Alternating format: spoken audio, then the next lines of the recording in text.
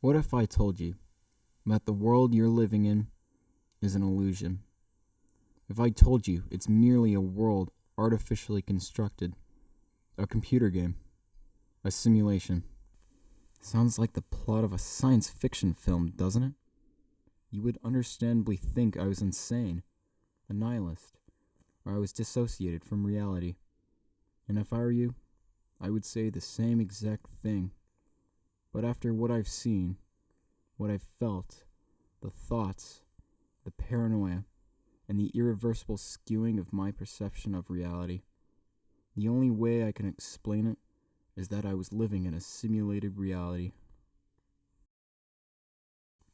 Now, reality is a tricky thing. What makes something real? What makes something unreal? Does one's perception of something make it real? If so, how do you know you're real? My memory of my early life is hazy, actually non-existent. But I do know that I was around 18 when these events took place. I just graduated high school, and while everyone else was shipped off to college, I decided I need time to find myself. I knew I was different, like a glitch in the system. While living on my own, working as a handyman for some pocket cash, I began to notice things I'd never really thought of before. How people seem to just go through the motions. They follow the latest trends without question. There was just cool and lame, in and out, no in between, no compromise. They acted like they weren't even in control of their lives. In a way, it's hard to think outside the box when the box was all you would ever see. I begin to wonder, is there any meaning to it all? Why am I here? What am I doing? Why are you here? What are you doing? Does it really matter? That's when I saw it. It's still hard to put into words. In simplest terms, it was a vision. Either a frivolous dream, a premonition, or something in between. It was an intermediary zone falling somewhere between the real and unreal, tangible and intangible, concrete and abstract. Yet it was simple and ordinary enough for you to expect to see it in the house down the street, yet beautiful and awe-inspiring enough for you to realize it was certainly out of the ordinary. It was something that you had to experience to understand. At first I didn't realize what it was, nor my infatuation with it, but I had the uncanny urge to call it the bridge. With all of its ambiguity, allure, and mystery, I realized that I needed to get back to the bridge by any means necessary. Inexplicably, this vision somehow confirmed all my suspicions that there is something bigger out there, a higher power of work.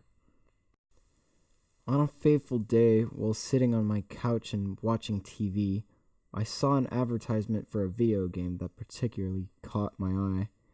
In this game, the objective was to create your own little world.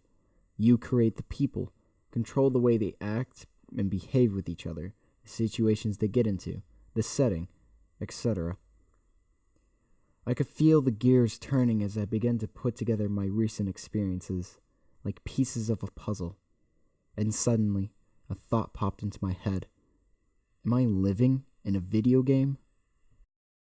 An idea like this never occurred to me before, but the more I thought about it, the less nonsensical it seemed. I mean, that would explain everyone's aimless and passive behavior. More so, it would explain why I was such an outlier in the system.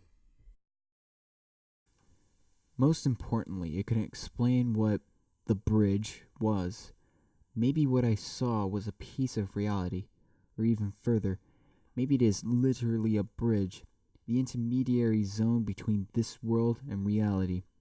Everything clicked, and I came to the inevitable conclusion that I was living in a simulation of virtual reality. So I quit my job. I just had Too much going through my head. There was no space for fixing park benches. I needed answers. Answers to questions that either no one was aware enough to ask, or I was crazy enough to want to know. I quickly gave up on trying to tell others my discovery. People tend to respond negatively to being told everything that they've ever experienced is an illusion.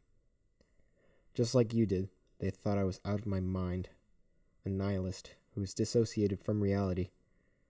Maybe they were right. But where was that confounded bridge? Where would I find a place that shouldn't exist? A place so inexplicably abstract, it couldn't be a part of this reality.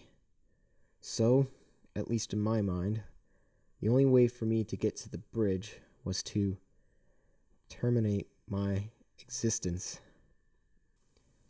I had to cut all ties from this reality to cross over into the real one.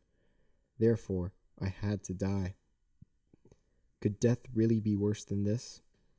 I knew I'd rather not exist at all than live in a world I knew was an illusion. Is death the end, or just the beginning? Does it even matter at all? If we are all meant to experience it, what is its importance? So it goes.